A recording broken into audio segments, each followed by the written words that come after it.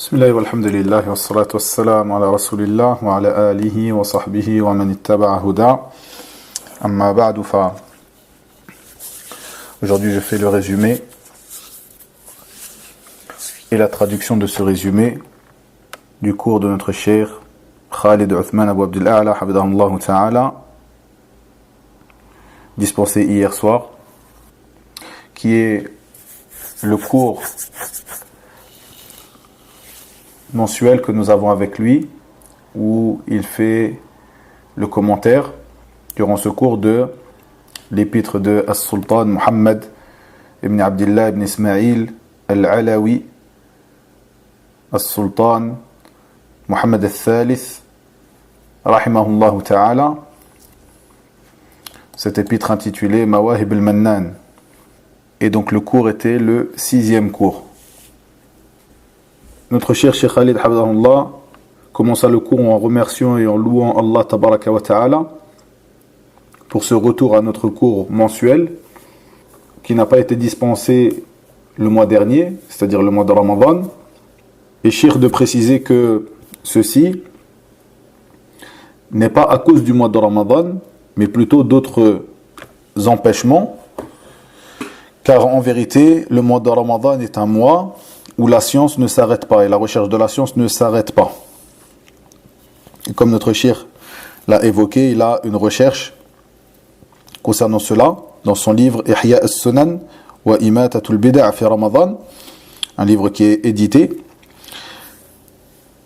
une recherche qu'il a appelée la recherche de la science pendant le mois de Ramadan et les assises de science pendant le mois de Ramadan, où il évoqua plusieurs paroles des gens de science, de même que plusieurs récits rapportés des gens de science sur le fait qu'ils ne s'arrêtaient pas de lire avec leurs élèves pendant le mois de Ramadan, de même qu'ils ne s'arrêtaient pas d'enseigner, et il rapporta plusieurs récits rapportés où il lisait des parties des livres rassemblant des ahadiths et autres parmi les livres pendant le mois de Ramadan avec leurs élèves.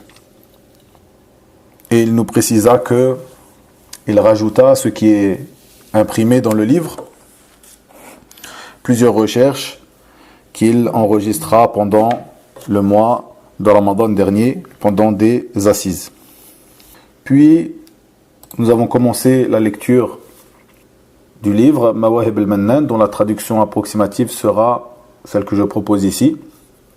Le chapitre du mérite de faire mémoriser l'ouverture du Coran, donc Al-Fatiha, et le Hizb de Sabbih en totalité ou en partie aux enfants. Puis le Sultan dit: il est particulièrement demandé à l'enseignant des enfants d'apprendre à l'enfant l'ouverture du livre, donc Al-Fatiha, jusqu'à ce qu'il la mémorise telle qu'elle est, car son apprentissage est une obligation pour toute personne responsable aux yeux de la législation à qui il est possible d'enseigner. Ceci car sa récitation est obligatoire dans toutes les prières. Ici notre cheikh nous dit que ceci est un chapitre par lequel As-Sultan Muhammad rahimahullah orienta l'enseignant à commencer par cela avec ses élèves. Et les musulmans sont d'accord sur le fait que Al-Fatiha, la sourate d'ouverture du Coran, Al-Fatiha, est la première des choses par laquelle on commence, est la première sourate que l'on commence à enseigner à une personne. Et le cheikh de nous dire que certes elle est Al-Fatiha, l'ouverture, car elle vient au début du Mus'haf, c'est la première sourate qui vient lorsque nous ouvrons le Mus'haf, même si ce n'est pas la première sourate qui fut descendue. De même que cette sourate Al-Fatiha, c'est celle par laquelle nous ouvrons chacune de nos prières. Le début de chacune de nos raka'at est la lecture de Al-Fatiha. Et donc c'est celle par laquelle nous commençons dans l'apprentissage des enfants et des musulmans en général. Peut le cheikh de nous dire que la prière de l'un d'entre nous n'est pas valide que si nous lisons Al-Fatiha. Et c'est pour cela qu'il est impératif de l'apprendre et de la réciter de manière correcte, comme il se doit. Puis le cheikh de nous dire que Al-Fatiha n'est pas à lire, il n'est pas légiféré, plutôt ceci relève de l'innovation, le fait de lire Al-Fatiha au début de An-Nikah, c'est-à-dire du mariage ou du contrat de mariage. Et le cheikh de nous dire que ceci est l'habitude des gens d'Égypte. Et ici une parenthèse, le fait est que ceci n'est pas une habitude seulement des gens d'Égypte, nous le trouvons dans beaucoup d'autres pays, au point qu'ils appellent le contrat de mariage, le mariage ils appellent Al-Fatha. Je referme la parenthèse, donc notre cheikh nous dit que ceci n'est pas légiféré, ceci relève plutôt de l'innovation. Puis, Al-Sultan Muhammad Al-Alawi, rahimahullah, dit, dans le sens de ses paroles, en outre, elle contient les secrets du livre d'Allah, tabaraka wa ta'ala. Et il dit, et enfin, il lui suffit comme mérite, dans ce qui a été rapporté à son sujet, ce qu'a rapporté le prophète sallallahu alayhi wa sallam, d'après son Seigneur Azza wa Jal. Allah dit, selon une traduction du sens, j'ai divisé la prière entre moi et mon serviteur en deux parties, et mon serviteur a ce qu'il demande. Ainsi, lorsque le serviteur dit Alhamdulillahi Rabbil Alamin, Allah dit, mon serviteur m'a loué. Lorsqu'il dit Ar-Rahman Ar-Rahim, Allah dit, mon serviteur m'a glorifié. Lorsqu'il dit Maliki Yawmiddin, bien sûr ici, al-Qira'ati Warsh, dans Al-Matn, dans le livre de Al-Sultan, Maliki Yawmiddin, Allah dit, mon serviteur m'a honoré. Lorsqu'il dit Iyyaka na'budu wa iyyaka nasta'in, Allah dit, ceci est entre moi et mon serviteur a ce qu'il demande. Lorsqu'il dit Ihdina as-sirata al-mustaqim, sirata alladhina an'amta alayhim, ghayril maghdubi alayhim waladdallin, Allah dit, ceci est pour mon serviteur et mon serviteur a ce qu'il demande. Ici notre cheikh commenta ce hadith en disant que c'est un hadith qui se trouve dans le Sahih de l'imam Muslim. Et ce hadith renferme l'une des preuves les plus solides et les plus fortes qu'utilisent les gens de la Sunna Ahl Sunnah concernant le fait que At-Tawhid, l'unicité d'Allah tabaraka wa ta'ala, se divise en trois catégories. Comme vous le savez, Tawhid al-Rububiyya, le Tawhid, l'unicité dans la Seigneurie, Tawhid al-Uluhiyya, l'unicité dans l'adoration, Tawhid al-Asma wa Sifat, Tawhid al-Asma wa Sifat, le Tawhid dans les noms et attributs. Et donc, le shir de nous dire que ce hadith, chez les gens de la Sunna, est une des preuves les plus fortes concernant cela, le fait que le Tawhid se divise bien en trois catégories. Et que ceci est affirmé par ce qu'on appelle l'istiqra, c'est-à-dire le fait d'avoir lu les textes du Coran, de la Sunna, et d'avoir recherché dans ces textes ce qui montre, ce qui indique cela. Et il y a dans cela une réponse, une réfutation. Il y a dans cela une réponse et une réfutation à ceux qui cherchent à induire en erreur les gens de la Sunna en disant que ceci est un sujet istilahi. Istilahi, c'est-à-dire où les gens se sont accordés pour dire que le tawhid se divise en trois parties et non istiqra'i, c'est-à-dire qu'ils disent que ce n'est pas quelque chose où il y a des preuves qui montrent cela, que le tawhid se divise en trois parties, comme les gens de la sunna le disent, et comme nous le voyons clairement dans ce hadith, comme nous le voyons clairement dans Fatihat al-Kitab, où ces trois sortes de tawhid sont évoquées dans Surat al-Fatiha, comme il est indiqué ici dans ce hadith. Mais plutôt que c'était une affaire qui est istilahiyya, une mas'ala istilahiyya, c'est-à-dire que nous nous sommes accordés sur cela. Et bien sûr, comme nous le rappelle le shir, la différence c'est que ce qui est istilahi, il n'y a pas de mal à ce que chaque peuple, chaque personne, chaque groupe s'accorde sur ce qu'ils ont envie de s'accorder. C'est-à-dire qu'il n'y a pas de problème si tel groupe s'est accordé sur cela et tel groupe s'est accordé sur une autre chose. Donc, ceux qui prétendent que cette mas'ala, ce sujet, le sujet de diviser le tawhid en 3 sortes, est une mas'ala istilahiyya, donc où les gens se sont accordés dessus, disent que eux, en parlant des gens de la sunna, on dit qu'ils sont de 3 catégories, nous disons qu'ils sont de 10 catégories. Il n'y a pas de mal, puisqu'il n'y a pas de mal à diverger sur quelque chose sur laquelle nous sommes accordés. Et ceci, comme nous l'a dit le cheikh, est une manière que ces gens-là, parmi les gens de l'innovation, parmi eux, comme a cité le cheikh, al-Ikhwan, al-Muslimoun, ont imputé cela aux gens de la sunna et ont fait que ceci est une caractéristique par laquelle ils se démarquent, c'est-à-dire cela, les gens de la sunna, ils disent 3 catégories, il n'y a pas de mal à ce que nous disions 10 catégories, etc. Et ceci, sans aucun doute, est une ambiguïté de ces gens de l'innovation, plutôt comme nous l'avons vu dans ce hadith, comme nous le voyons dans Salat al-Fatiha, comme nous l'a évoqué le cheikh ici, c'est une mas'ala istiqra'iyya, c'est-à-dire que les textes, après avoir révisé, avoir lu les textes, nous avons pu sortir de ces textes-là ces preuves qui nous montrent cela. Ces preuves qui nous montrent cela. Donc, ce qui est istiqra'i, donc selon ce que les savants ont pu lire des textes, eh bien, il n'est pas permis de dire, de repousser cela, de rejeter cela, car les preuves sont effectivement là, comme nous le dit le cheikh ici, il nous dit, donc la différence entre ces deux choses, l'istilah et l'istiqra'i, c'est que l'istiqra'i est une chose qui est présente, c'est une chose que nous pouvons voir, comme nous pouvons le voir dans ce hadith, comme nous le voyons dans le Fatiha. Les preuves sont claires et sont présentes, à l'inverse de l'istilahi, le fait que chaque personne, chaque groupe se sera accordé pour dire que, voilà, nous disons que le tawhid est de 3 sortes, certains diront 2, certains diront 10, il n'y a pas de mal à cela. Et nous pouvons diverger sur cela, il n'y a pas de mal. Et le cheikh nous rappelle que il a détaillé cela, cette affaire, dans son livre Al-Hudud Al-Fasila, dans sa réfutation et sa réponse à Abu Ishaq Al-Huwayni, cet innovateur et d'autres parmi les innovateurs.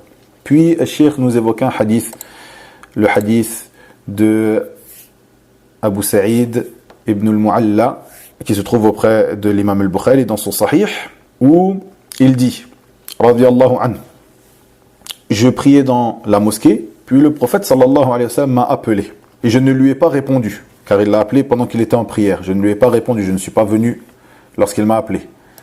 Puis, lorsqu'il finit sa prière, il dit, ô messager d'Allah, j'étais en prière. Puis le prophète sallallahu alayhi wa sallam lui dit, Allah azza wa jal ne dit-il pas, ô vous qui croyez, répondez à Allah et aux messagers lorsqu'ils vous appellent à ceux qui vous donnent la vraie vie. Ici, bien sûr, dans le sens approximatif des paroles d'Allah tabaraka wa ta'ala dans Surat Al-Anfal, le verset numéro 24. Puis le prophète sallallahu alayhi wa sallam dit à Abu Sa'id ibn al-Mu'alla, radiyallahu anhu, dans le sens de ces paroles, bien sûr, je vais certes t'enseigner une sourate qui est la plus grandiose des sourates du Coran. Et ceci avant que tu sortes de la mosquée. Puis il dit, Abu Sa'id ibn al-Mu'alla, le prophète sallallahu alayhi wa sallam a pris ma main et ils avancèrent donc en direction de la sortie. Et lorsque le prophète sallallahu alayhi wa sallam voulut sortir, je lui ai dit, donc Abu Sa'id ibn al-Mu'alla dit au prophète sallallahu alayhi wa sallam, je lui ai dit, ne m'as-tu pas dit que tu allais m'enseigner une sourate qui est plus grandiose, qui est la plus grandiose des sourates du Coran? Puis le prophète sallallahu alayhi wa sallam de lui dire, Alhamdulillahi Rabbil Alamin.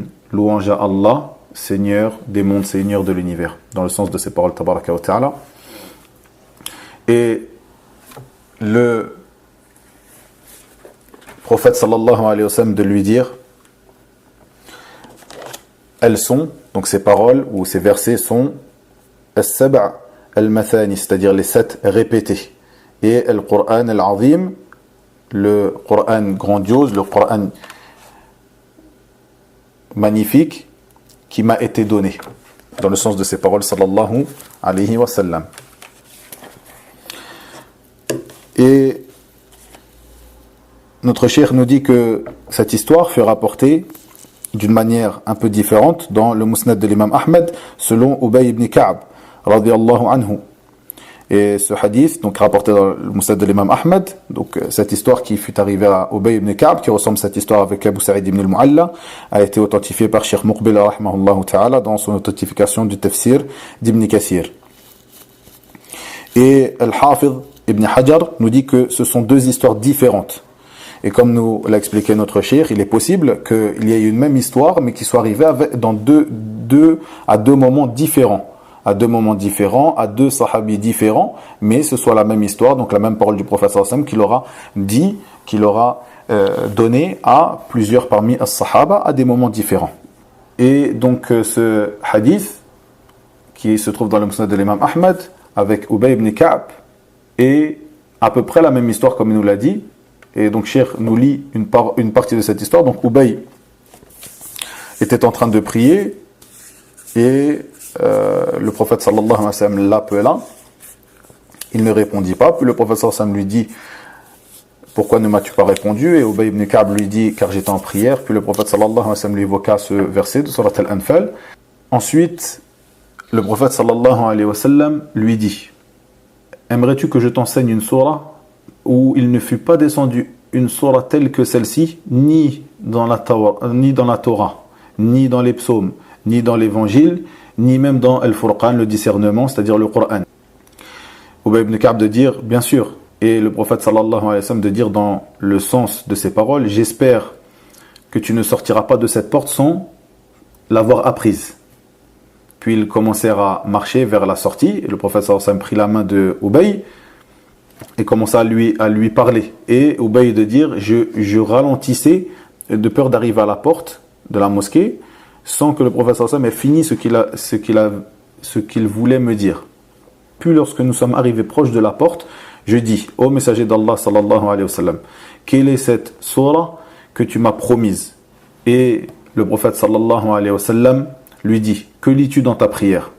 Puis Ubay de lui dire: j'ai lu la mère du Coran, Qur'an. Et le prophète sallallahu alayhi wa sallam de dire dans le sens de ces paroles: par celui qui détient mon âme dans sa main, il ne fut pas descendu ni dans la Torah, ni dans l'évangile, ni dans les psaumes, ni même dans le Coran, le Furqan, le discernement, comme celle-ci. Et elles sont certes les 7 qui se répètent, as-sab'a al-mathani, dans une traduction approximative de ce hadith. De même qu'il fut rapporté, le cheikh nous évoqua un autre hadith concernant le mérite de Surat al-Fatiha, ce hadith qui est rapporté par Ibn Abbas, radiyallahu anhuma, où il dit, dans le sens de ses paroles: alors que Jibril alayhi salam était assis auprès du prophète sallallahu alayhi wa sallam, lorsqu'il entendit un bruit d'au-dessus de lui, il leva sa tête, puis Jibril dit: ceci est une porte des cieux qui s'est ouverte aujourd'hui et qui ne s'est jamais ouverte avant ce jour. Il descendit de cette porte un ange. Et Jibril de dire: celui-ci est un ange qui descendit sur terre, il n'est pas descendu sur terre avant ce jour. Puis il passa le salam et dit: je viens donner la bonne annonce de 2 lumières qui t'ont été données et qui n'ont pas été données à un prophète avant toi. Quelles sont ces 2 lumières? L'ouverture du livre, Fatihatul Kitab, et les derniers versets de Surat Al-Baqarah. Les 2 derniers versets de Surat Al-Baqarah.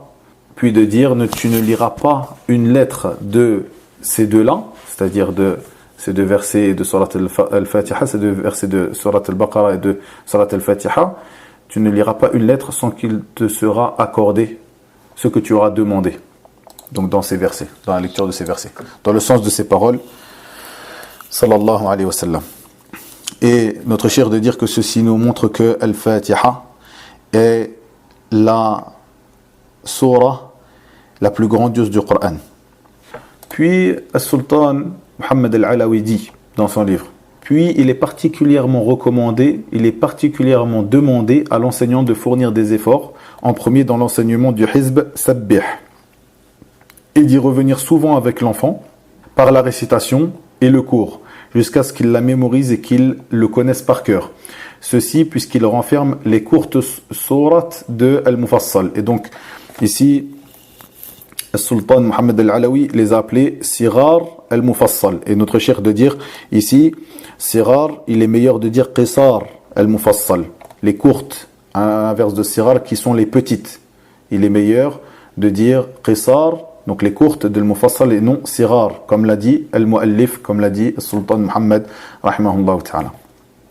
Donc il dit les courtes sourates de Al-Mufassal et d'autres parmi ces sourates médianes avec la mère du Coran al-Fatiha, que l'on récite dans la plupart des prières.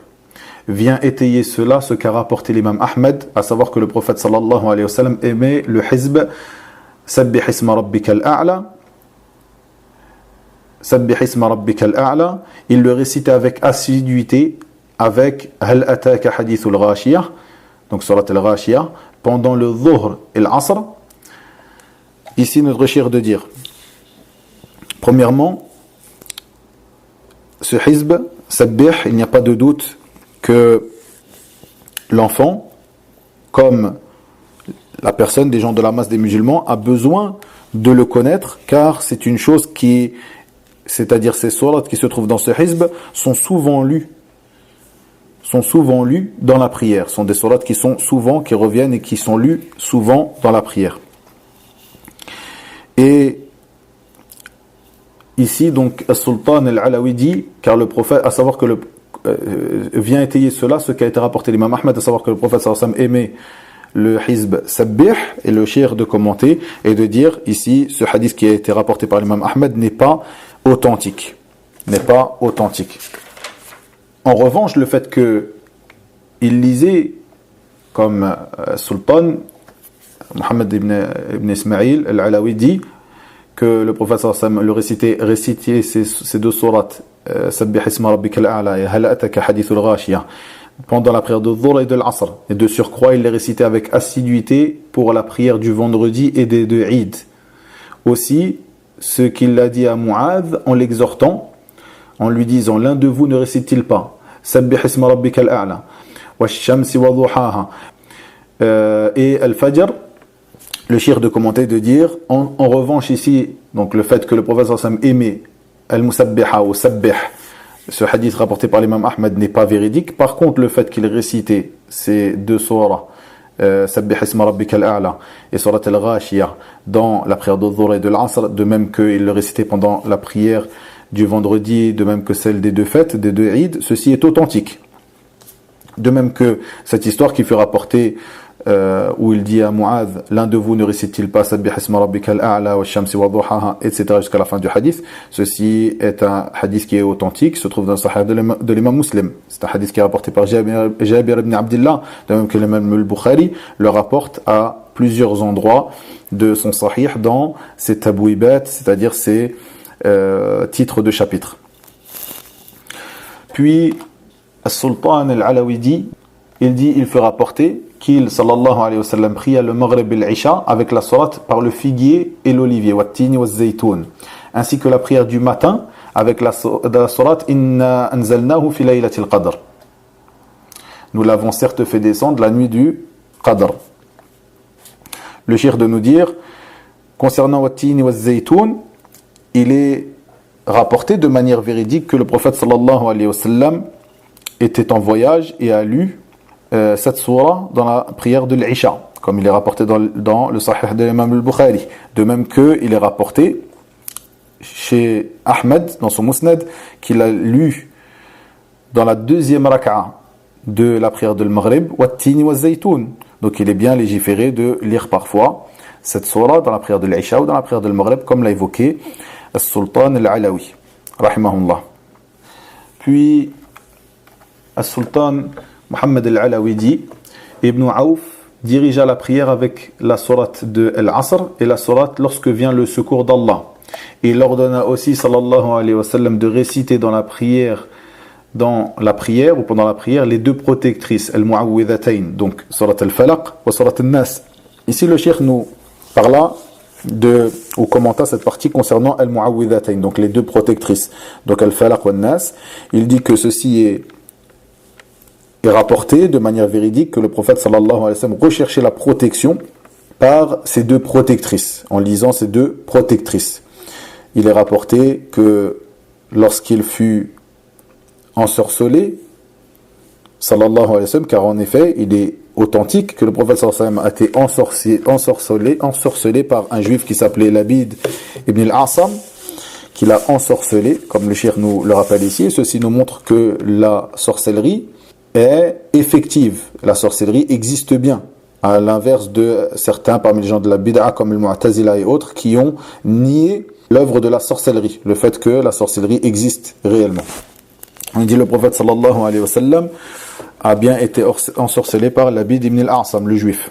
Et il recherchait la protection par ces deux-là, al-Mu'awwidhatayn, il recherchait, il se faisait ruqya comme cela, et comme le cheikh nous le dit ici, lorsqu'il avait mal quelque part, le prophète sallallahu alayhi wa sallam, il réunissait ses deux mains, il crachotait dans ses deux mains, et il récitait al-Mu'awwidhatayn, ses deux protectrices, al-Falaq wa al-Nas. Et il ordonna de faire cela. Il ordonna à certains parmi ses compagnons de faire cela. Et il est rapporté que avant que Al-Falaq al-Nas descende, avant que ces deux sourates descendent, le prophète sallallahu alayhi wa sallam recherchait la protection d'Allah tabaraka wa ta'ala par des invocations. Et lorsqu'elles sont descendues, Al-Falaq al-Nas, il a délaissé ces invocations qu'il utilisait et il recherchait la protection d'Allah azza wa jal par la lecture de ces deux surah, Al-Falaq al-Nas, comme Cheikh l'a dit précédemment, en réunissant ses deux mains, en crachotant dedans. Et par cette lecture-là, de par cette lecture-là, le prophète sallallahu alayhi wa sallam fut guéri. Allah azza wa jalla accorda la guérison au prophète sallallahu alayhi wa sallam par cette lecture-là de ces deux al-Mu'awwidhatayn lorsqu'il fut donc ensorcelé, comme il est rapporté dans As-Sahihayn, de deux recueils authentiques par Labid ibn al-A'sam al-Yahudi, comme il est rapporté que le prophète sallallahu alayhi wa sallam fut effectivement ensorcelé et qu'il pensait voir des choses alors que ces choses-là ne lui arrivaient pas. Et c'était quelque chose qui était lourd pour le prophète sallallahu alayhi wa sallam et pour ses compagnons. Et il rechercha la protection d'Allah tabaraka wa ta'ala par la lecture de Al-Mu'awwidhatayn, ces deux surats Al-Falaq al-Nas. Puis le cheikh nous parla de ce que rapporta As-Sultan ici en parlant de quand la terre tremblera, surat Al-Zalzala, et par les coursées Wal-Adiyat. Il dit, et chacune d'elles équivaut à la moitié du Coran. Le cheikh nous dit que ceci n'est pas véridique. Ceci est rapporté de manière faible. Puis As-Sultan Muhammad al-Alawi dit, et nous l'avons certes fait descendre, qui équivaut au quart du Coran. Nous l'avons certes fait descendre, qui équivaut au quart du Coran. De même que la course aux richesses, al-Hakum takathur, la course aux richesses vous distrait, qui équivaut à la lecture de 1000 versets. Le cheikh de nous dire que concernant, et nous l'avons certes fait descendre, qui équivaut au quart du Coran, ceci n'est pas véridique non plus. Par contre, at-takathur, ceci fut rapporté dans le Mustadrak de l'Hakim, et le cheikh de nous dire que la chaîne de transmission est faible aussi. Il y a dans la chaîne de transmission une personne qui est faible parmi les rapporteurs du hadith. Donc, ceci, le fait que at-takathur équivaut à la lecture de 1000 versets n'est pas non plus authentique. Puis, Sultan al-Alawi dit, et dit, ô vous les infidèles, donc, surat al-Kafirun, qui équivaut au quart du Coran. Et ceci est notre cheikh de commenter et de dire que ceci n'est pas véridique. Par contre, il fut rapporté de manière véridique que surat al-Kafirun est un désaveu du shirk, de l'association. Et dans une version, celui qui récite avant de dormir, celui qui lit avant de dormir surat al-Kafirun, il lui sera écrit un désaveu de shirk, de l'association. Et ceci, sans aucun doute, est un mérite grandiose de cette surah al-Kafirun. Puis Sultan de dire, de même que dit il est Allah unique, donc surat al-Ikhlas, qui elle équivaut au tiers du Coran. Et notre cheikh de dire que ceci est rapporté de manière authentique. Le fait que surat al-Ikhlas équivaut au tiers du Coran, de même qu'il est rapporté que certains parmi les compagnons du prophète sallallahu alayhi wa sallam ne lui donnaient pas son importance, et le prophète sallallahu alayhi wa sallam donc de leur informer de cela, qu'elle équivaut au tiers du Coran, de même que un parmi les compagnons du prophète sallallahu alayhi wa sallam qui avait l'habitude de lire cette surah, car il aimait cette surah, et car elle détient la caractéristique de Ar-Rahman, le tout miséricordieux, et le prophète sallallahu alayhi wa sallam, et il aimait lire par cette surah, et le prophète sallallahu alayhi wa sallam de lui informer que Allah Azza wa Jal, que cet amour pour cette surah l'a fait rentrer au paradis. Et autre parmi les mérites de cette surah, surat al-Ikhlas, qui est une surah grandiose.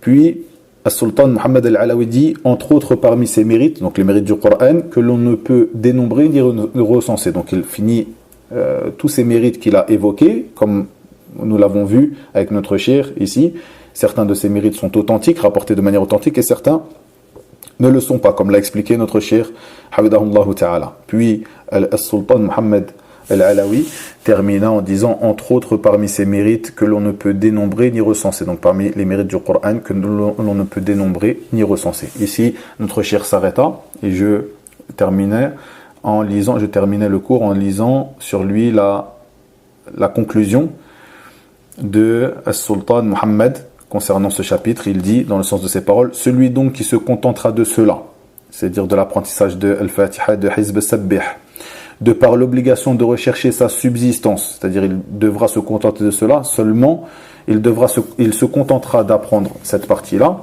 car il est obligé de rechercher sa subsistance, ce qui lui prend du temps et qui ne lui permet pas d'apprendre plus que cela du Coran. Donc, de par l'obligation de rechercher sa subsistance, ou qui ne montrera pas de signe d'excellence, aura certes mémorisé le début du Coran ainsi que sa fin. Et la générosité d'Allah Tabaraka wa Ta'ala n'exclut pas qu'il lui accorde la récompense de ce qui se trouve entre, c'est-à-dire entre le début du Coran qu'il aura appris et la fin du Coran qu'il aura appris. En revanche, s'il apparaît son excellence et que son travail ne lui empêche pas qu'il soit assidu dans sa lecture, il se peut qu'Allah lui ouvre sa poitrine et lui facilite alors son affaire religieuse, de même que la mémorisation du Coran. Et la réussite ne dépend que d'Allah Tabaraka wa Ta'ala. Et notre cher Cheikh Khalid termina en faisant des invocations pour ce sultan, pour ce gouverneur des musulmans, qui était quelqu'un de pieux et qui était quelqu'un de savant. Et nous terminons ici. Wa ilahuna wa billahi tawfiq. Wa sallallahu wa sallam wa barak ala nabiyyina Muhammad walhamdulillahi rabbil alamin.